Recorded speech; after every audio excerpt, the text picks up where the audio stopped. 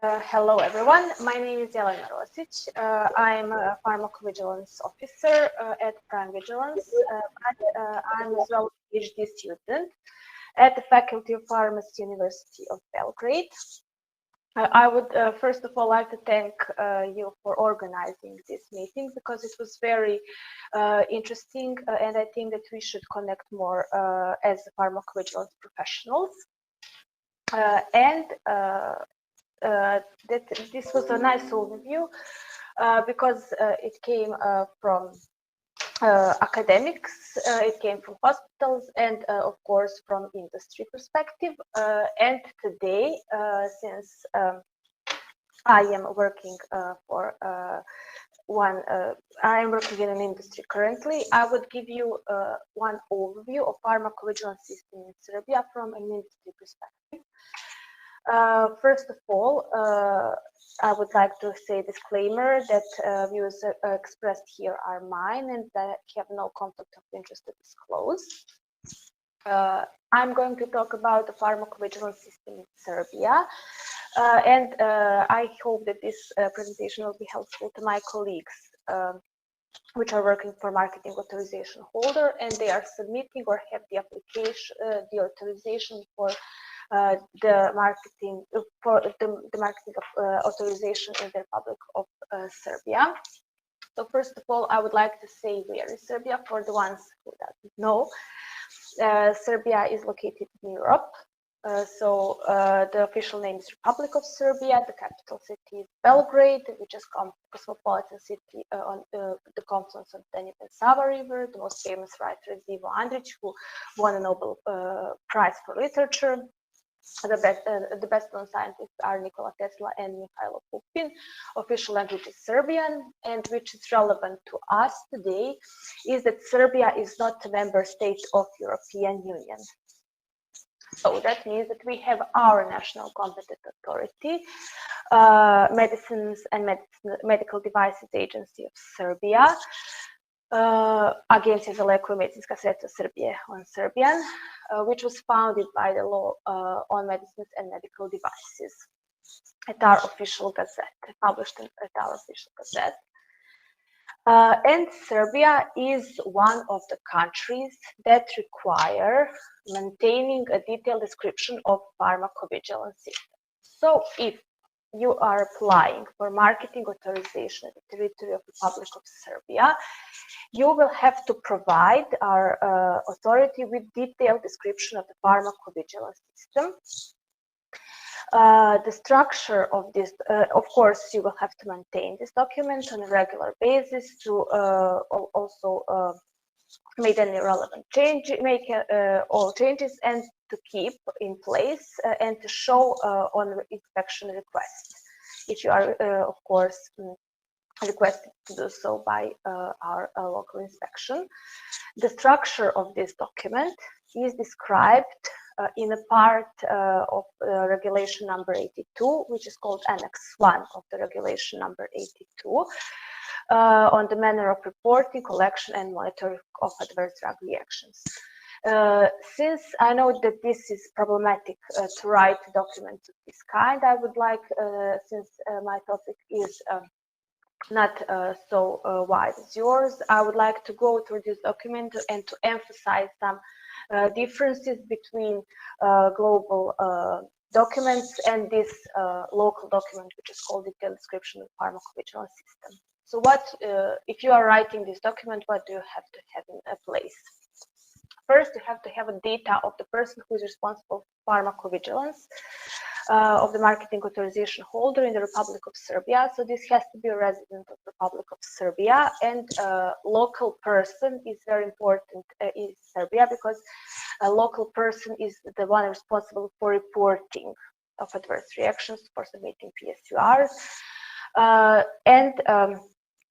In this document, you have to have a brief description of the work of the person responsible for pharmacovigilance or job description of this person.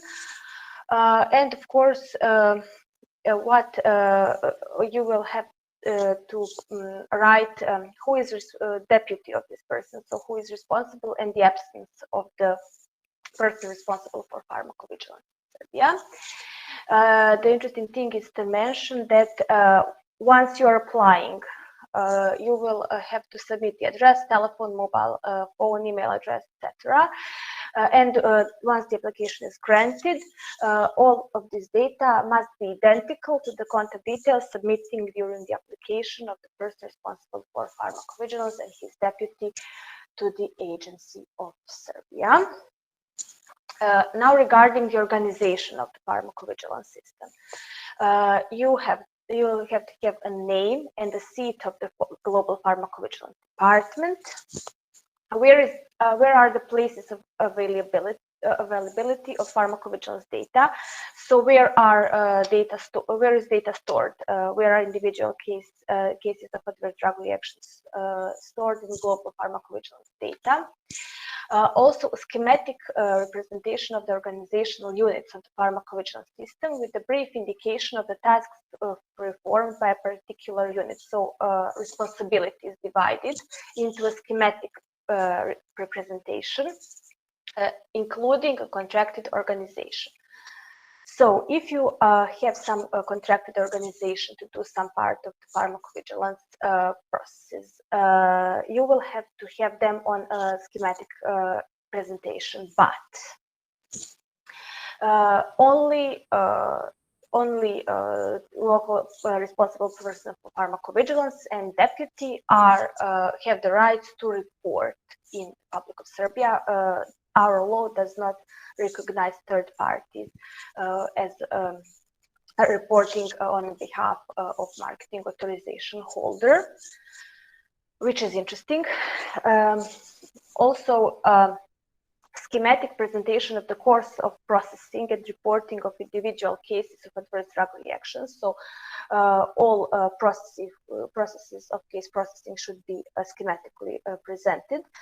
And the link between reporter, global department, drug authorization holder, and agency. So as a colleague, previous colleague mentioned, you will have to show the connection between all organizations schematically.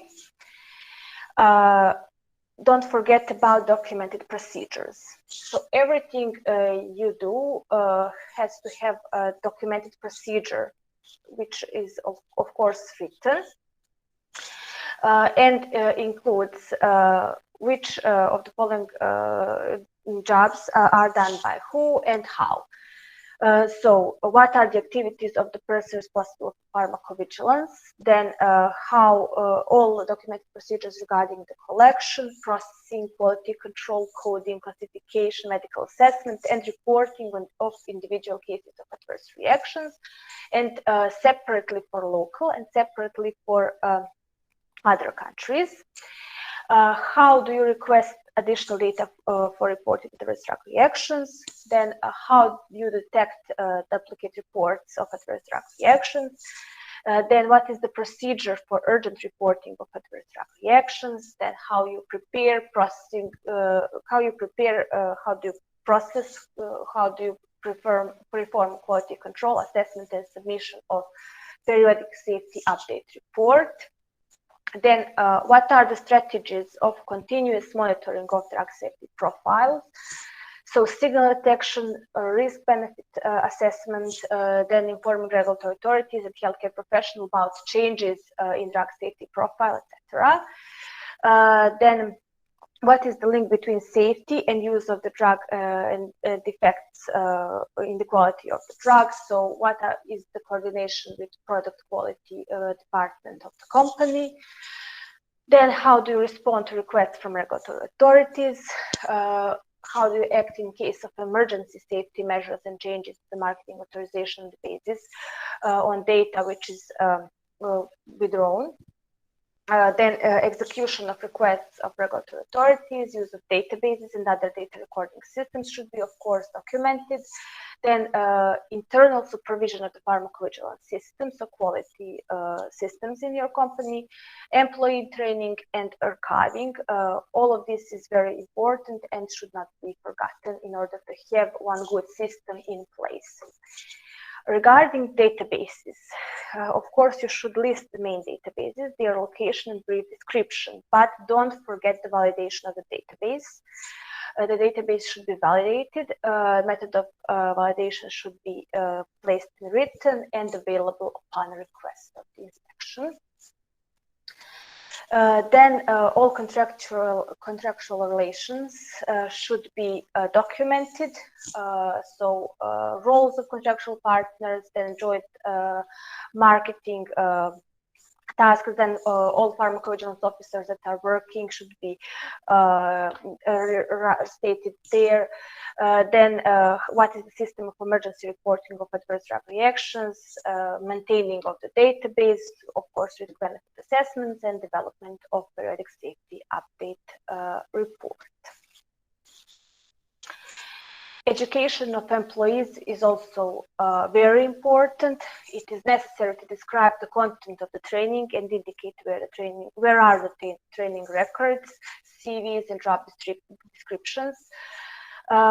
Also, pharmacovigilance trainings should not be provided not only to employees who are directly involved in pharmacovigilance, but also to all employees who participate in the sale or promotion of licensed drugs. This is important because we have medical fields representatives, which are often valuable sources of safety information, and they should be encouraged to take their role into reporting of adverse drug reactions. So at the territory of Republic of Serbia, all sales representatives are encouraged when they go on the field to collect all suspicions of safety data regarding the drugs they are working on promotion or collaborate directly with pharmacists and physicians, because they are on the field. They have the direct actually contact with them. Of course, it is important to make a description of the location of the original documents. So where are you archiving your documents? And for all companies, you have to have a quality assurance system. So brief explanation, what is the quality assurance system in your company that oversees the pharmacovigilance system, including oversight of contracting organizations. So you have to have, of course, an oversight of what your contractual organization is doing. Are they doing their part of the job? Of course, a detailed description of the pharmacovigilance system should indicate that such system exists and it is adequately documented. So this is the main goal of having this document. If you are marketing authorization for several products, you should not repeat yourself. There are appendixes to indicate what is specific and what procedures relate only to a specific medicinal product. The supplement shall be submitted upon submission of the application for obtaining marketing authorization. So amendments, renewal of medicinal product authorization, etc. And as I mentioned, in the development of the local description of the pharmacovigilance system, the applicant may refer to the global one in certain points, so not to repeat everything, but of course not to copy-paste what is written in a global document. So of course some local parts should be kept in place. I would now briefly go to reporting requirements in the Republic of Serbia, with the emphasis that the person who reports on behalf of marketing authorization holder is a qualified person or deputy. So our law does not recognize third parties when it comes to reporting of adverse reactions. And in post-marketing environment, reportable are domestic serious cases in 50 days time frame and foreign cases which are serious and unexpected, and they are reported to be reported as a line listing, in the form of line listing within the 15-day period. Non-serious domestic cases are also reportable in the 90 days time frame. Regarding the special situations, we have transmission of infectious agents through medicines in 15-day time frame, then lack of efficacy in some instances. This is something which is similar to GVP Module 6. We have lack of efficacy of drugs that are used in critical conditions or for treatment of life-threatening diseases. Then if you have a lack of vaccine efficacy, of course, that is reportable, and lack of contraceptive efficacy. Regarding the pregnancy reports, if it is that is regarding the risk management plan or the drug is contraindicated during pregnancy, that should be reported. Regarding the clinical trials, all domestic cases are reportable, and foreign from the same clinical trial, another trials with the same investigational medicine product are not reportable. Each marketing authorization holder should keep periodic safety, should actually submit periodic safety update report every 6 months for the first 2 years, and then once a year for the next years. And after that, if the drug is long on the market, every 3 years, but not rarer. And I would like to emphasize that pharmacovigilance is a growing field everywhere in the world, and also in Serbia. I have now screenshots that, as you can see, the number of adverse reactions reported in Serbia is constantly growing. If you have any uncertainty of what I've said today, please visit the site of our National Authority. There is a description of our system in place. Thank you all for listening, and I would like to